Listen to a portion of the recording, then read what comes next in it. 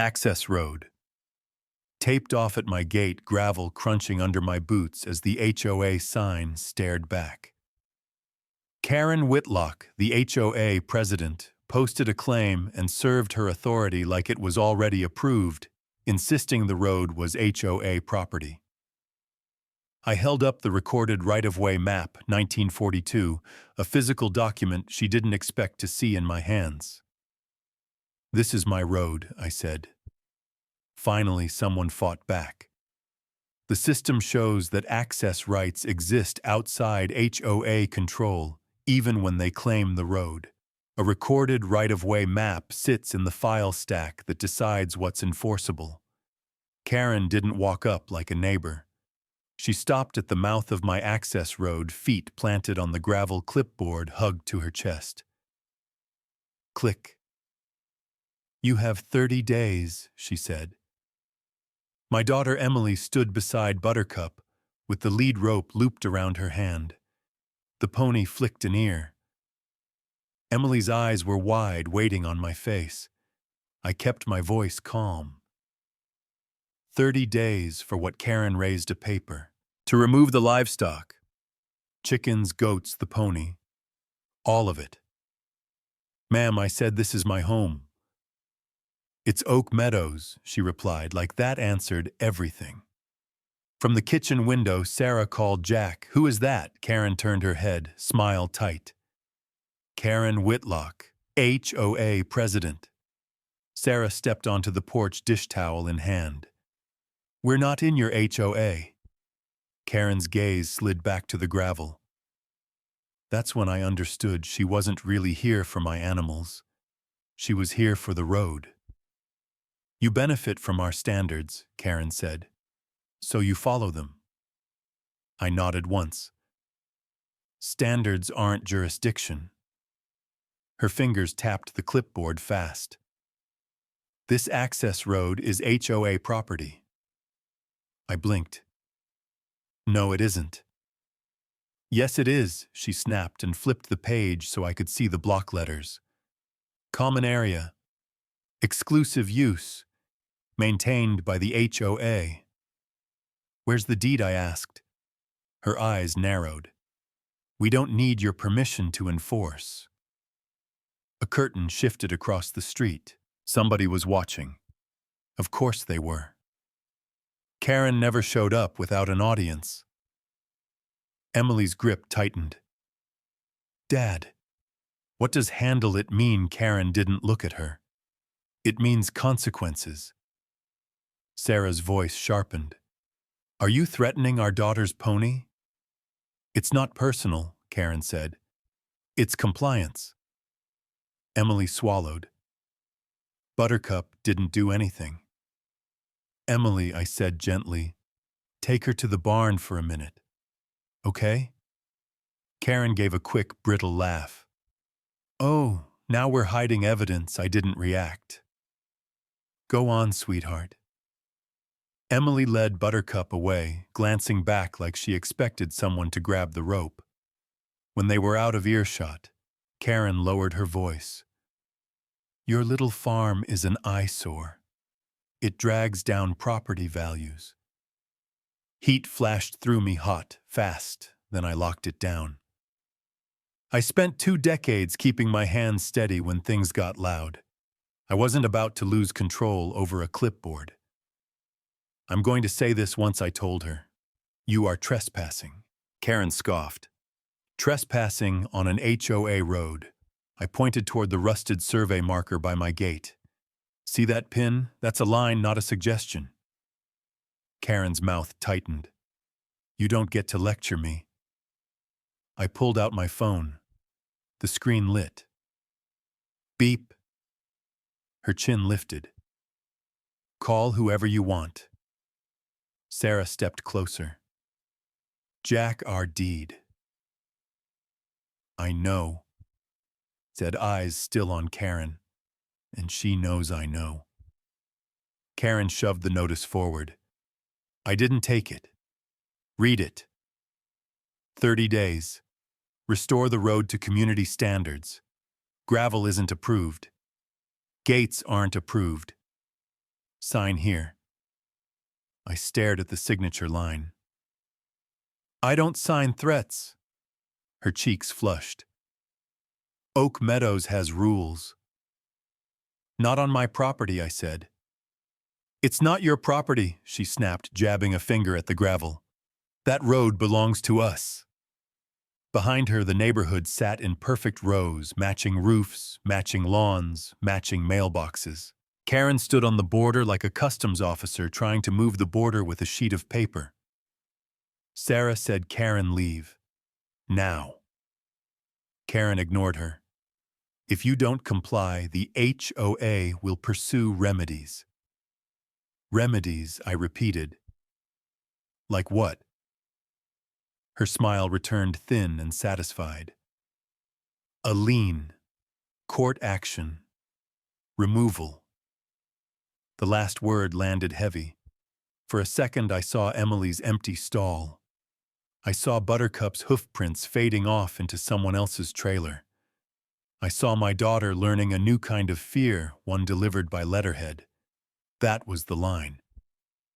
I lifted my phone a little higher. Karen, you have 60 seconds to step off this road before I call the sheriff. She stared at me, caught between outrage and calculation. 60, I said. The clipboard trembled once. Somewhere down the street, a door chime rang. A dog barked twice. Normal sounds, but they made this feel public, like the neighborhood itself was listening. Karen took one step back, then stopped. You can't intimidate me. I'm not intimidating you, I said. I'm documenting you. Sarah breathed, Jack. Karen's eyes flashed. Fine. You want to play games, I'll make this official. She slapped the notice against her clipboard. I caught the letterhead. Oak Meadows Homeowners Association bold at the top. Under it, her neat signature like ink could make things true. Send it by certified mail, I said. Her mouth tightened. 30 days. I glanced at my phone clock.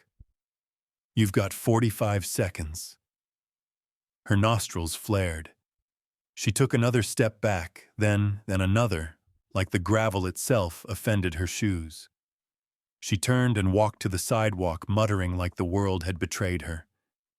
At the curb, she looked back, waiting for me to flinch. I didn't. When she finally disappeared, Emily called from the barn. Dad. Is she gone? For now, I said. Sarah stepped close and whispered, what if she comes back with people? I looked down the access road, the same gravel, the same gate, the same ruts from my truck tires. Only now it was a target in Karen's mind. She picked the wrong road to claim, I said. And if you've ever had an HOA try to claim something that wasn't theirs, drop it in the comments, because this is where it starts.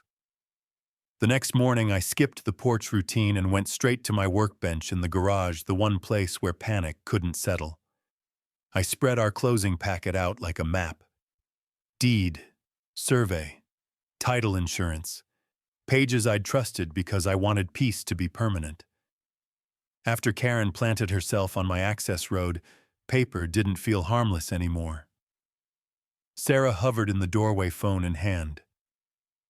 Jack, you're scaring me. I'm not scared, I said. I'm focused. My phone buzzed, unknown number. I let it ring. If it was Karen, she could talk to my voicemail. A second later, a new message notification popped up. I didn't open it. Not yet. Sarah's eyes flicked to the street. What if she comes back with a tow truck or somebody from the HOA? She doesn't get to decide what this road is, I said, tapping the survey line by our gate. Not with a clipboard. I flipped to the section I'd underlined years ago. Easements. Right of way. Those words weren't about animals. They were about access. About the strip of gravel that led to my front door, the thing Karen claimed like she could move a boundary by saying it out loud. Sarah swallowed. So what do? We go where the truth lives, I said. The county. Outside the neighborhood looked like it always had quiet lawns, sprinklers, clicking flags hanging limp in the humid air. But it felt different now, like Karen had drawn a circle on a map and decided I was inside it. I grabbed my folder and headed for the truck. Sarah caught my wrist. Call me the minute you know. I will, I promised. On the drive, I passed the Oak Meadows sign, the one with the perfect landscaping that always made me roll my eyes. Today, it felt like a border checkpoint.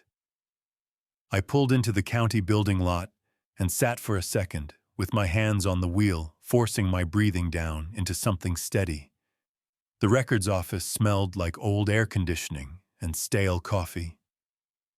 A bell above the counter chimed when I stepped up. A few people waited behind me, clutching folders like shields. The clerk looked at me over reading glasses on a chain. Next. Morning, I said. I need right-of-way records. Original if you've got them. For which parcel I slid my parcel number across. And anything tied to the access road. She typed slow and practiced. You're outside Oak Meadows. Grandfathered, I said. That earned a tiny pause. Name's Darlene, she added. I'm Jack. She squinted at the screen.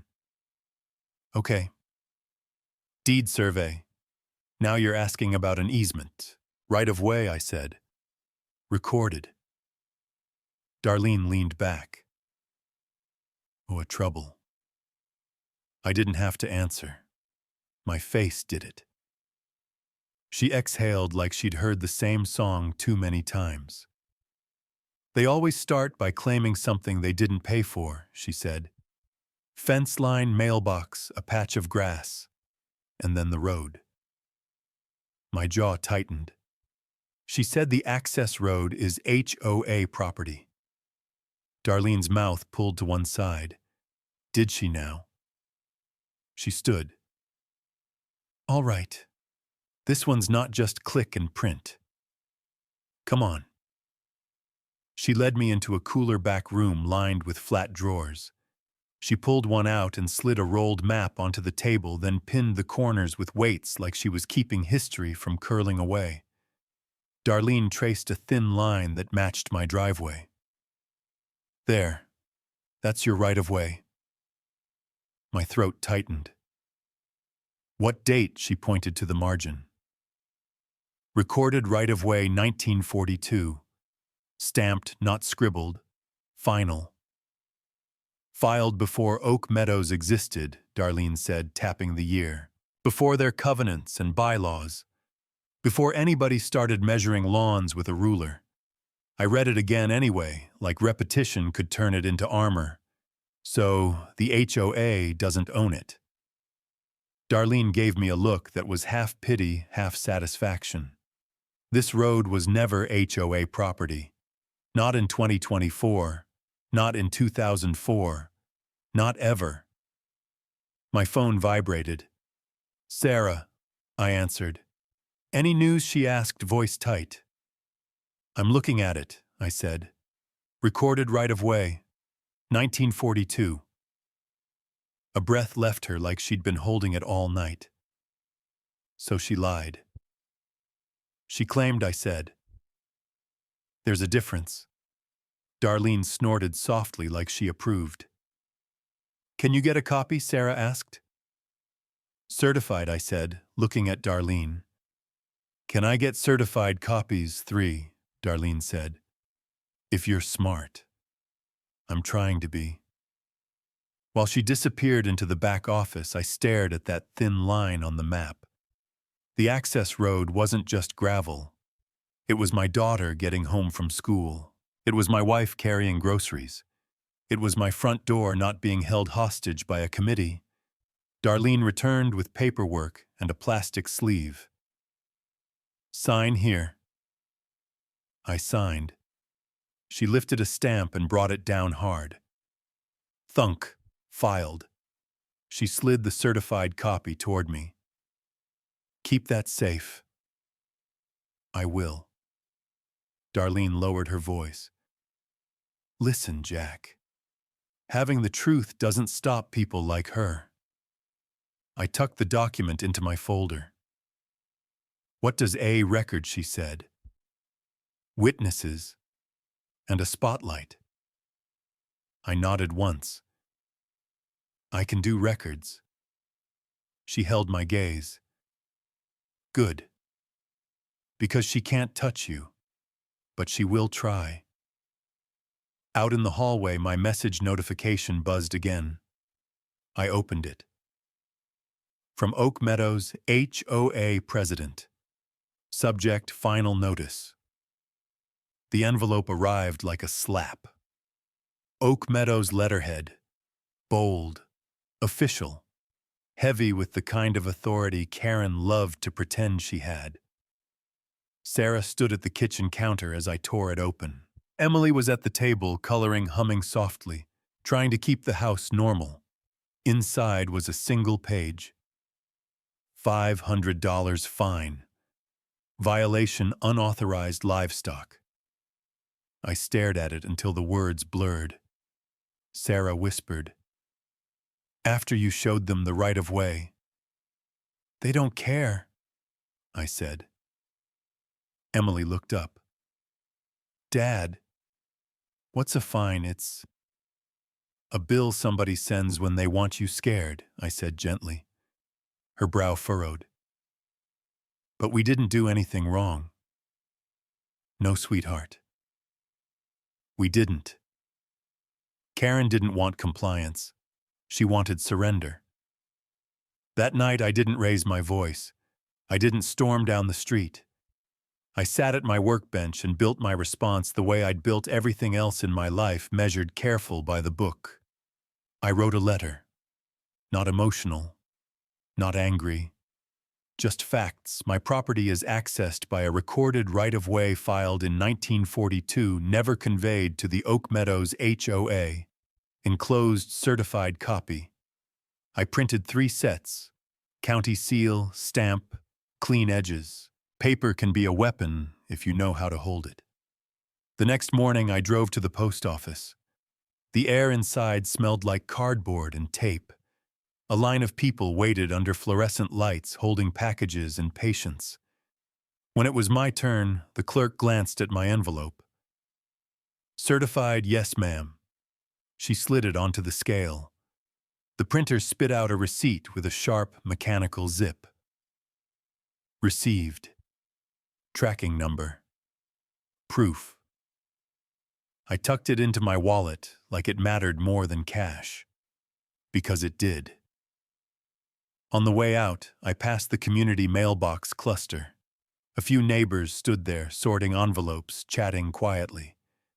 Jessica from across the street was among them. Normally, she'd wave. Today, she hesitated. Her eyes flicked to my envelope, then away.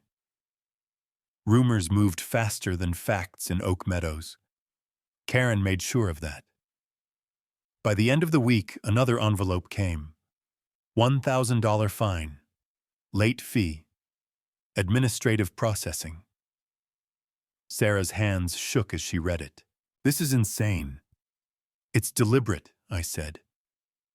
Emily stood in the doorway, hugging Buttercup's brush like a stuffed animal.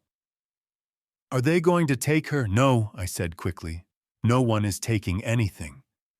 But even as I said it, the word from Karen's first visit echoed in my head. Removal.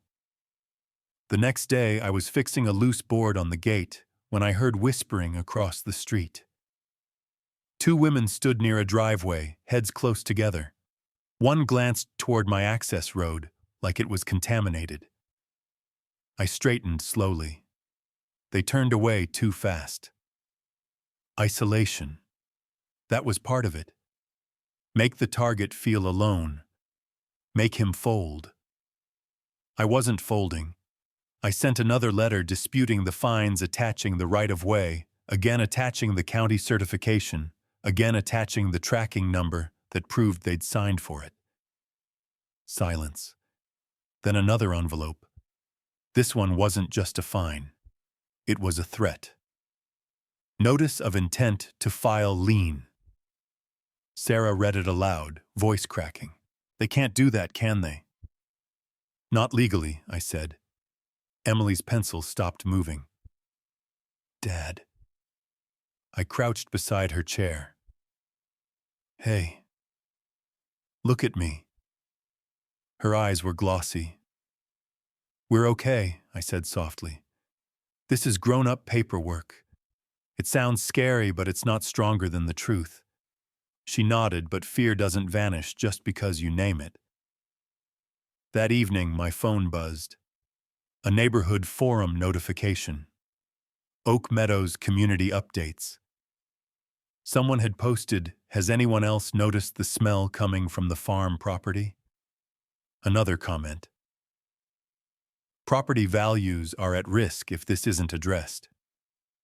Karen didn't just send fines. She sent narratives. She wanted the access road to feel like a boundary between us and him. I wanted it to stay what it was. A road home.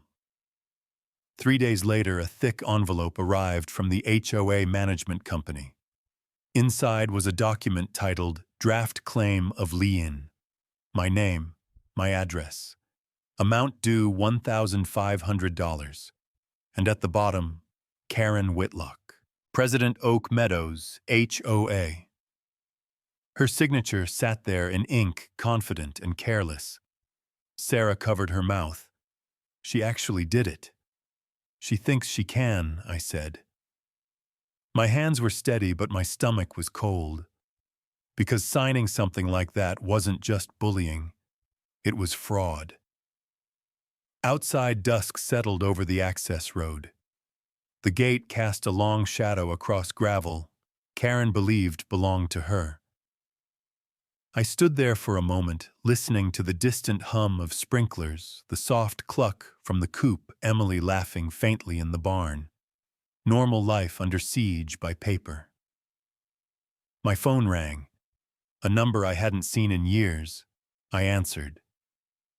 Jack, a familiar voice, said, calm as stone. Marcus Thorne. JAG officer once. The kind of man who didn't raise his voice because he never had to. I exhaled. She's escalating, I heard he said. How people talk. Especially when an HOA starts swinging at the wrong target. I looked down at Karen's signature. She sent a draft lien. There was a pause. Then Marcus's tone sharpened, not with anger, but certainty. Jack. If she files that, he said, she signs her own end. Marcus sat at my kitchen table and didn't even blink at the stack of notices. She thinks she owns the road, he said, tapping Karen's signature with one finger. She doesn't. Sarah poured coffee with hands that still trembled. Emily sat on the stairs, half-hidden Buttercup's brush hugged to her chest like armor. I slid the certified right-of-way map across the table. The county seal caught the light. This access road was never HOA property, I said. Marcus nodded once. Good. Then we don't argue. We document. We trap. He opened his briefcase and pulled out a legal pad. No drama. Just ink and patience. First, he said, we send a formal notice. Polite. Deadly. We put them on record that they have zero jurisdiction over your access road. We attach the right-of-way. We attach proof they received it. Then we dare them to keep swinging. Sarah frowned. Dare who? The management company, Marcus said. They'll understand what a recorded easement means. Karen won't care. But their insurance carrier will. I stared out the kitchen window at the gate and the strip of gravel beyond it. Same road as always. Only now it felt like a line someone wanted to move. Marcus followed my gaze. Bullies love borders, he said. They push until someone pushes back lawfully. He started writing, pen scratching steady. He read sections out loud as he drafted, voice low and precise. Dear Oak Meadows Board and Prestige Community Management. This letter serves as formal notice that the access road serving 1512 Old Grove Lane is governed by a recorded right-of-way filed in 1942 and has never been owned, conveyed, or controlled by the Oak Meadows Homeowners Association. Sarah let out a breath she didn't know she was holding. Marcus kept going. Any attempt to file or record a lien based on alleged violations tied to access aesthetics or purported HOA road use will be considered frivolous and malicious. Malicious, I repeated. It matters, Marcus said. It tells a judge you warned them. He set the pad down and reached under the table. 2 small black boxes thudded onto the wood. Emily's head popped up. What's that? Cameras, Marcus said. High definition. Time-stamped. Audio. One aimed at the gate and access road. One aimed at the barn approach. Every time Karen steps past your marker, we record it. Every time she threatens, we record it. Sarah's eyes widened. Is that legal? It's your property, Marcus said. And it's your story. We keep it clean. We mounted the first camera that afternoon. I climbed a stepladder and snapped the unit into place beneath the porch beam aimed straight down the access road. Beep. A blue light blinked. Timestamp started running. On my phone, the live feed showed the gate, the gravel, the survey marker by the line. A thin strip of dirt that suddenly had a target painted on it. Emily edged closer and stared at the screen. So now you'll see if she comes. Exactly, I said. No more, he said, she said. That evening, an old man eased off the porch across the street and walked over with a polished cane. He stopped at my gate without crossing it, like he respected lines on principle. Jack Miller, he asked. That's me. Arthur Henderson, he said. His voice was dry, educated. I've been meaning to introduce myself, and I've been watching Karen make herself bigger than she is. Marcus stepped onto the porch beside me. Arthur. Arthur's eyes flicked to Marcus. And you are Marcus Thorne, Marcus said. Jack's counsel. Arthur's eyebrows rose. Counsel, he repeated, then looked back at me. Good. Because she doesn't stop on her own. She threatened removal, I said. Arthur's mouth tightened. She tried to do it to me in her own way. My wife's memorial rose garden. Claimed the color wasn't approved. Fined me until I hired an attorney. Sarah behind the screen door went still. Arthur continued, voice low. She bankrupted the Garcias over a swing set. Told them the shade of blue was commercial. They couldn't afford the fight. Took it down. Kids cried for days. Heat rose in my chest. Not the wild kind. The cold kind. She's isolating us, Sarah said softly. Arthur nodded. That's her method. Make the target look like the problem. Make everyone else afraid they're next. I looked at my access road, at the quiet gravel leading out to the street. Not this time. Arthur leaned on his cane. I kept every letter she sent me, he said. Every threat. A pattern is a rope, Jack. You let her wrap it around herself. Marcus's mouth twitched. That's the plan. 2 days later, I passed the clubhouse entrance on my way back from the post office. The community bulletin board sat under glass like a shrine to rules. A bright flyer was pinned dead center. Emergency HOA meeting. Topic: willful non-compliance. Protecting our community's integrity. Address in question: 1512 Old Grove Lane. My address. Behind me, a couple paused to read. The man murmured, "That's the farm guy." The woman whispered. Karen said, "It's a health issue." I turned calm. "It's a property rights issue," I said. "And the access road was never HOA property." They blinked like they weren't used to the target speaking back. "Are you going?" the man asked. "Oh, I'm going," I said. Back home, Marcus studied the flyer like it was a gift. "She called the meeting herself," he said. "Perfect venue. Witnesses. Procedure. Records." Sarah's voice tightened. "She's trying to humiliate us." Marcus nodded. "And we're going to let her try. Then we're going to show the room what was filed and what was claimed." I checked the camera feed on my phone. The timestamp marched forward. The gate sat still. The access road waited.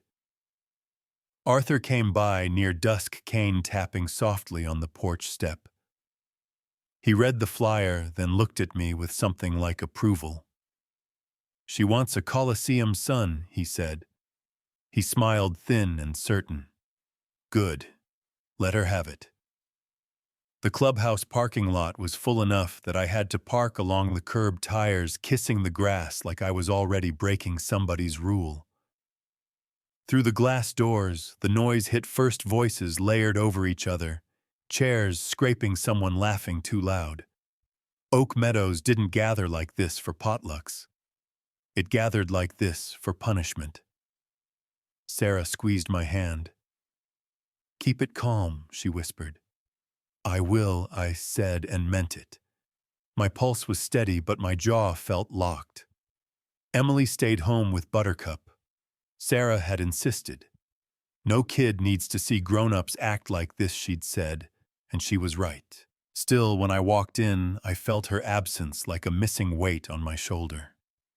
The room was packed. Folding chairs filled every aisle.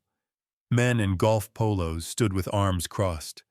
Women clustered near the back, murmuring behind cups of clubhouse coffee.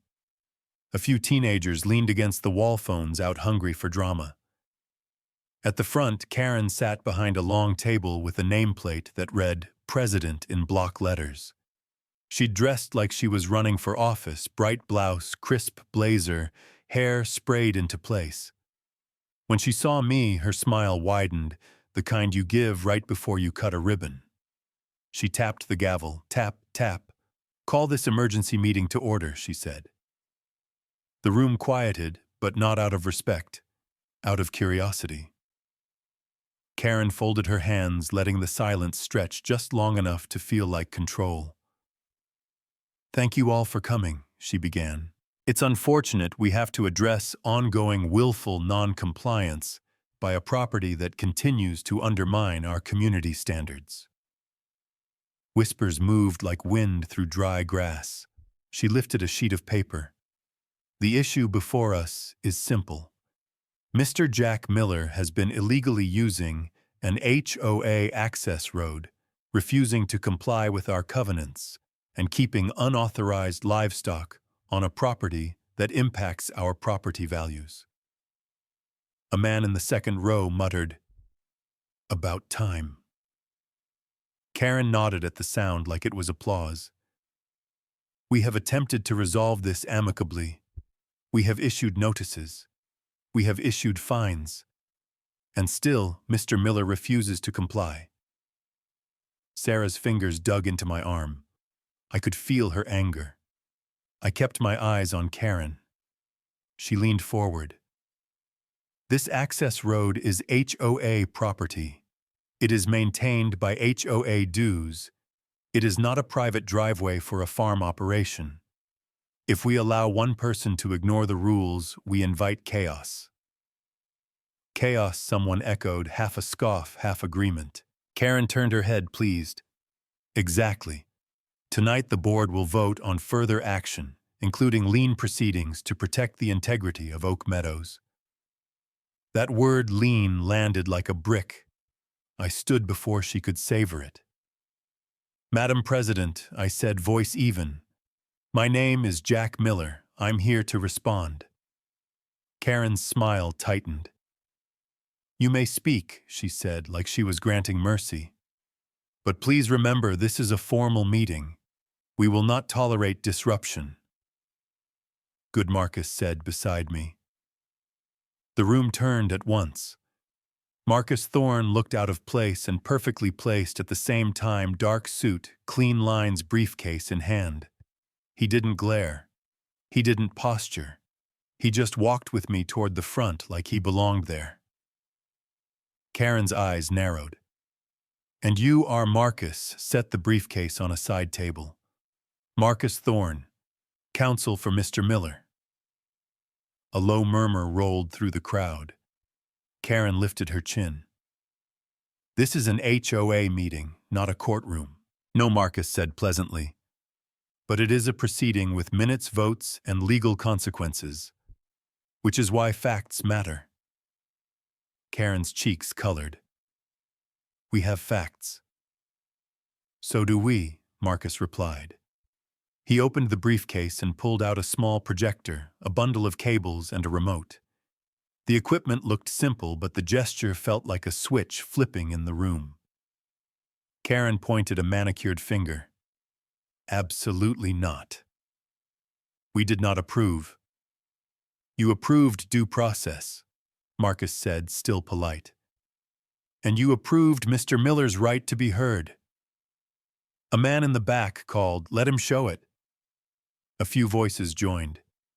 Yeah, show it. If he's wrong, it'll be obvious. Karen's smile wobbled. She glanced at the other board members, Barry and Linda, who looked suddenly less certain. Then she turned back to the crowd, trapped by the image she'd been selling: fairness, procedure, integrity. Fine, she snapped. 5 minutes. Marcus nodded like 5 minutes was generous. That will be enough. We set the screen against the wall. The projector hummed to life. Marcus plugged in his laptop. The sound of the cable seating was small but sharp in the quiet. Click. I faced the room. I don't want to fight with my neighbors, I began. I want the truth on record. Karen has said repeatedly that the access road to my home is HOA property. Karen lifted her chin. Because it is. I looked at her. It never was. The room shifted, people leaning forward like they could hear better if they moved closer. Marcus handed me the remote. Go ahead, he said. I took a slow breath and pressed the button. The lights dimmed. The first slide filled the screen in stark black letters. Recorded right of way, never HOA property. Below it, a scanned map with a county seal. A date circled in red, 1942. For a moment, nobody spoke. Even Karen didn't. The crowd stared at the words like they were trying to decide if ink could outweigh gossip. A man who'd been scowling all night blinked, then blinked again. Jessica near the back covered her mouth with her hand. Karen's face tightened as if the screen had insulted her. I heard a whisper.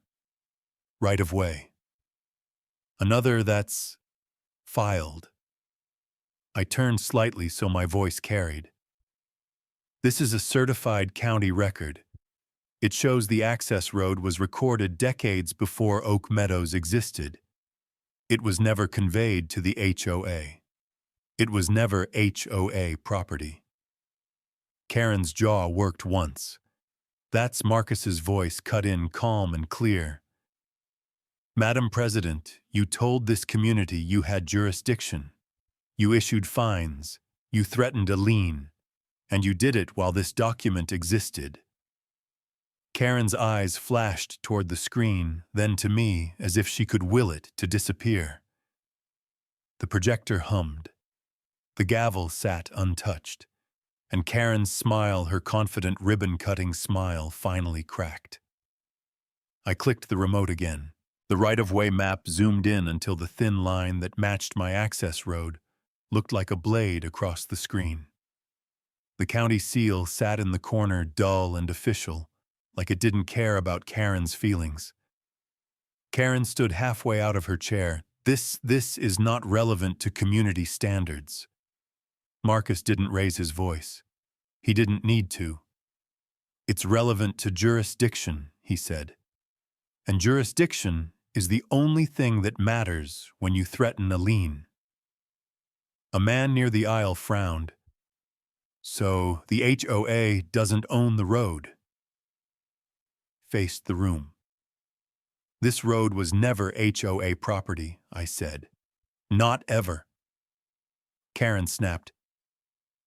You're twisting paperwork. Paperwork is what you used to bully him. Someone called from the back.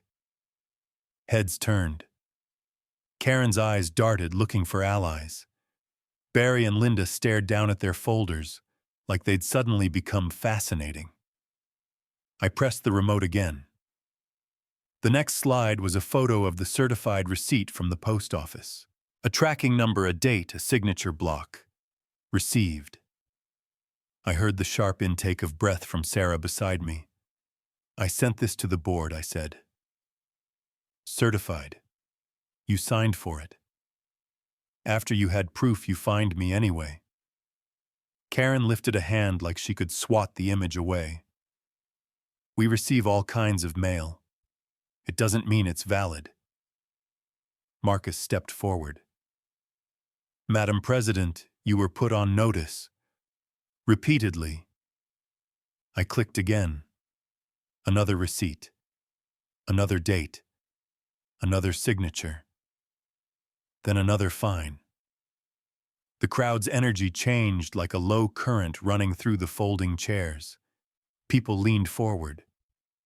Somebody muttered, "That's 3." Karen's voice sharpened. Those fines were for livestock, not the road. Then why did you keep writing illegal use of HOA access road on every notice? Marcus asked. I clicked. The next slide was one of Karen's violation letters, her wording highlighted in yellow. Illegal use of HOA access road. Karen's face flushed purple under the projector light. Because you are using it. Because it gets you control, I said. A woman in the second row whispered, "Oh my God." I clicked again. The draft lien filled the screen. Clean, formal, threatening. And then Marcus tapped the remote and enlarged the bottom corner until Karen's signature was the biggest thing in the room. Karen Whitlock, President. A gasp rippled through the crowd. That's not Karen, began. That is your signature, Marcus said, calm as winter, on a lien you intended to record against a property based on a claim you had no legal right to make. Someone stood up near the back, voice shaky. Is that fraud? Karen turned toward him, eyes hard. Sit down. This meeting is being disrupted. A laugh came from somewhere short, disbelieving. No, I said, and the word carried more than I expected. What's been disrupted is the truth. Karen's chin lifted like she could outstare the room. Mr. Miller has created a nuisance. The animals, the smell, lady, a man interrupted. I live across from him. I've never smelled anything. A few people murmured agreement. Karen's smile tried to return and failed halfway. Property values. Property values don't give you ownership, Marcus said. Belief isn't a deed. The phrase hung in the air, and the room reacted like it had heard a verdict. Arthur Henderson stood slowly, cane-planted posture straight. My name is Arthur Henderson, he said. 3 years ago, President Whitlock tried to force me to remove my wife's memorial rose garden. She fined me until I paid a lawyer to make it stop. Karen's eyes widened. Arthur, this isn't about you. Arthur didn't flinch. It's about the pattern. A woman stood beside him, clutching a folded letter. Maria Garcia, she said. Her voice trembled but didn't break. She fined us over our kid's swing set. Said it was the wrong color. We couldn't afford to fight. We took it down. My boys cried. Karen's mouth opened and closed. That was procedure. It was cruelty, Maria said, and the word landed like a slap. Another person stood, a younger man with close-cropped hair. I'm Kyle Wilson, he said. She threatened a lien on us after a storm because our grass was too high. We had standing water. We couldn't mow. She didn't care. A single mother lifted her hand. She told me my backyard vegetable garden was commercial agriculture and fined me until I tore it out. One by one they rose, not shouting, not throwing things, just standing, holding paper, telling the room what Karen had done when no one was watching. The mob Karen had tried to summon for my humiliation became something else. A tribunal. I heard a camera shutter from the side of the room. A local reporter, shoulder-mounted shimmer, aimed straight at the front table, capturing Karen's face as it shifted from rage to panic. Karen turned toward the camera. You can't record. It's a public meeting, the reporter said. Karen looked around for Barry and Linda. Linda stared at the table. Barry wiped his forehead with a handkerchief. Karen's voice rose thin and strained. Order, I demand, order. Nobody moved. I swallowed, feeling the weight of everyone's eyes, and spoke into the quiet. Power without law is just bullying, I said. And I'm done being bullied. For a second, the room held its breath. Then a man in the back said loud enough to carry, So what happens now? Marcus stepped beside me, shoulders squared, voice even. Now the board stops, the fines stop, the lien stops, or a court will stop them. Karen's lips parted. You can't. Marcus didn't look at her. He looked at the room. If you want community standards, start with honest leadership. Karen stood, hands trembling on the table edge, and for the first time she looked small. The projector light made her shadow huge on the wall behind her, but the person in the chair was shrinking. She tried one last time. You'll regret undermining this community. Arthur's cane tapped once. No, he said. You will. Karen's eyes flicked back to the screen. 1942 received her signature, and there was nowhere left for her to hide. The audit binder hit the table with a heavy thud that made the coffee cups jump. We were back in my kitchen, but the room didn't feel like home anymore. It felt like a place where decisions got made. Marcus sat across from me, sleeves rolled up, court motion clipped to the front of a folder. Arthur stood near the counter with his cane tucked under his arm, watching like a teacher waiting for the class to finally understand the lesson. Sarah hovered by the sink. Is this good news? She asked. It's proof, Marcus said. And proof is better than anger. He flipped the binder open. The first page had a neat header and a stack of numbers that looked boring until you realized what they meant. The HOA's accounts, the fine ledger, the debit card statements, the trail Karen thought nobody would ever follow. Arthur gave a quiet whistle. Well, he said, there it is. I stared at the highlighted lines. Hundreds of dollars labeled community enhancement. A string of charges at restaurants on nights the board claimed it met. A payment to a contractor whose last name matched Karen's maiden name. Sarah's face tightened. She used our neighbors' money. Marcus nodded. She used their fear as funding. The night of the clubhouse meeting, the story moved faster than any letter Karen had ever mailed. Somebody posted the video online. By morning, it had bounced through group chats and neighborhood forums like a spark in dry brush. People who'd avoided eye contact at the mailbox were suddenly calling Arthur, calling me, calling the management company, and demanding answers. Prestige Community Management called Marcus first. The senior partner's voice came through my phone on speaker, polished but strained. "Mr. Thorne, we'd like to resolve this quickly." Marcus's tone stayed calm. "Then withdraw the lien threat, rescind the fines, and provide the full financial records for an independent audit." A pause. "That's extensive." "It's necessary," Marcus said. "Your company processed fraudulent notices after receiving certified proof of a recorded right-of-way. You're not a bystander." Silence thick as humidity. The next call came from a local attorney who represented the HOA's insurance carrier. He tried friendly. Marcus didn't return it. Instead, Marcus filed the lawsuit. He drove to the courthouse with me the following afternoon. The building smelled like floor polish and paper.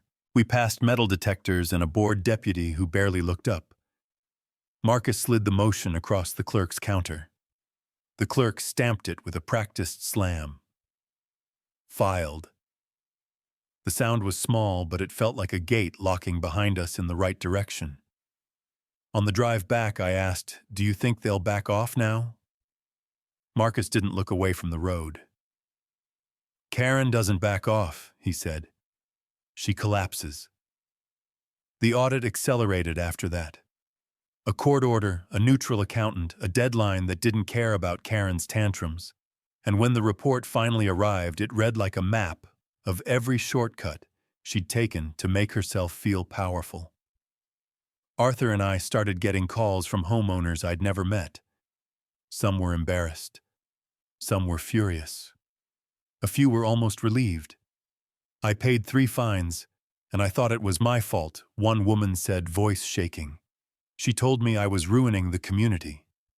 "You weren't," Sarah told her, gentle and firm. "You were targeted." One family asked if they could attach their letters to Marcus's case file. Another offered to testify. People who'd been quiet for years were suddenly ready to be counted. Then the state inquiry landed. It came as a formal letter addressed to the HOA board and the management company, warning them that the state was reviewing an attempted interference with a recorded right-of-way and the related harassment complaints. Marcus read it twice, then slid it toward me. "They're paying attention now," I said. "They have to," Marcus replied. "A recorded right-of-way isn't a suggestion. It's a public right protected by the law." By the end of the week, Karen called a special board update online. Her face appeared on a shaky live stream, makeup too perfect, smile too stiff. She claimed the audit was misleading. She claimed she'd been misunderstood. She tried to turn the outrage back into noise, but the numbers didn't care about her tone. Neither did the court. A vote of no confidence was scheduled, triggered by signatures collected in less than 48 hours. Arthur walked door to door with his cane, not begging, inviting. People signed like they'd been waiting for permission to stop being afraid. The night before the vote, I stood at my gate and looked down the access road. The gravel was quiet. The camera feed on my phone showed the same thin strip of land Karen tried to claim. Same line. Same truth. Sarah stepped beside me. "Do you think it's over?" "No," I said. "It's changing." Marcus called as if he'd heard us thinking. "Jack," he said, "I want you ready. When this breaks, it breaks fast." "How fast?" I asked. "Fast enough that she'll say it's personal," Marcus replied. "Remember what it is." I looked at the filed motion on the kitchen table, at the audit binder, at the state letter with its official seal. "It's legal," I said. Marcus exhaled, satisfied. "Good. Because this isn't HOA drama anymore," he said. "This is fraud." The gate opened with the same familiar creak it always had, but the sound felt different now. Not defiant, just normal. The access road stretched out in front of the house, gravel pale under the morning sun, leading to the street the way it always had. No clipboard at the mouth. No notices taped to the post. No one standing there pretending they owned what they never did. Emily ran ahead of me, ponytail bouncing Buttercup's lead rope looped loosely in her hand. Dad, she called. Look, Buttercup stepped onto the gravel calm and unbothered, as if she'd never been at the center of someone else's obsession. Sarah came out onto the porch with a mug of coffee, shoulders finally lowered. The tension that had lived in her posture for weeks was gone, replaced by something softer. Exhaustion, maybe. Relief, definitely. Arthur Henderson arrived just after 9, cane tapping steadily up the porch steps. He wasn't wearing a suit or a blazer today, just a simple button-down, like a man returning to ordinary life. Behind him, Marcus stepped out of his car with a thick envelope tucked under his arm. "Morning," Marcus said. I nodded. "Is it done?" Marcus held up the envelope. "Officially." We gathered around the kitchen table one last time, but the pile of papers looked different now. Not weapons, not threats. Just records of something that had ended. Marcus slid the top document forward. A formal apology letter from Oak Meadows HOA. Stamped. Signed. Acknowledging that the access road had never been HOA property. Acknowledging that fines had been wrongfully issued. Acknowledging that lien proceedings had been improper.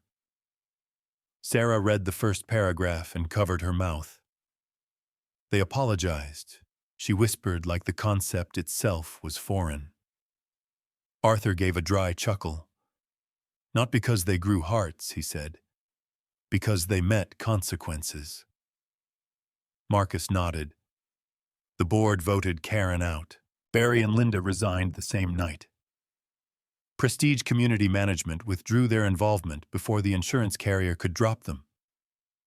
And Karen Sarah asked quietly. Arthur's eyes sharpened. Gone. House listed within a week.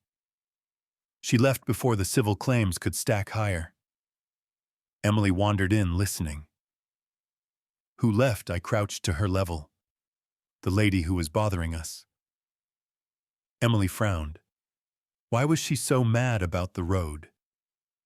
Because power doesn't always want sense, sweetheart. It just wants control. Instead, I said, some people want to own things they didn't earn. Marcus placed another document down. Revised bylaws. Clear language. Transparent limits. A specific clause recognizing recorded easements and pre-existing property rights. Arthur tapped the page. First thing the new board did, he said. They wrote it so no one like her can pull this again. Sarah let out a long breath. So, it's over. Marcus leaned back. Legally, yes. And legally is what matters. Outside, Emily laughed as Buttercup nudged her pocket for an apple. The sound floated through the open window light, and unafraid. Arthur stood slowly, cane in hand, and looked toward the access road through the glass. You know, he said, voice thoughtful for years, people here thought the HOA was untouchable, like the rules were bigger than the law. I watched the gravel line leading home. I thought that too for a minute. Arthur turned to me, eyes steady. But you reminded them of something. What's that? I asked. Arthur's mouth curved into the closest thing he had to a smile. Finally, someone fought back, he said lawfully. The words settled in the room like a blessing. Not because I'd won.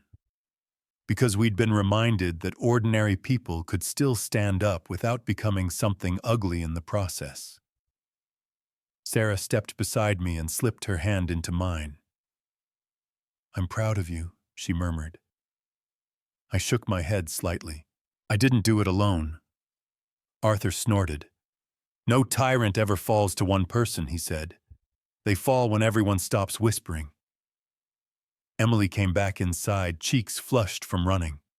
She looked up at me, serious in the way only kids can be after they've been scared. "Dad," she asked. "Yeah, sweetie." Her voice was small. "Are we safe now?" I glanced past her out through the doorway down the access road that had always been ours, even when someone tried to claim it. I knelt and brushed a strand of hair from her face. "We're home," I said, "and the road is ours again." Outside the gate stood open. The gravel waited. And for the first time in weeks, it felt like peace wasn't just a pause between battles. It was real. The gate creaked open under the posted county order, and the access road lay clear again, sealed by law instead of shouted claims. The clubhouse projector had shown the truth, and the community finally watched power collapse in public. Justice isn't loud, it's steady. With the court seal on the apology notice and the bylaws rewritten, the right-of-way took control back from bullying hands. Finally, someone fought back. If you've ever been pressed by someone claiming what wasn't theirs, share your story, because healing starts when the record is read aloud.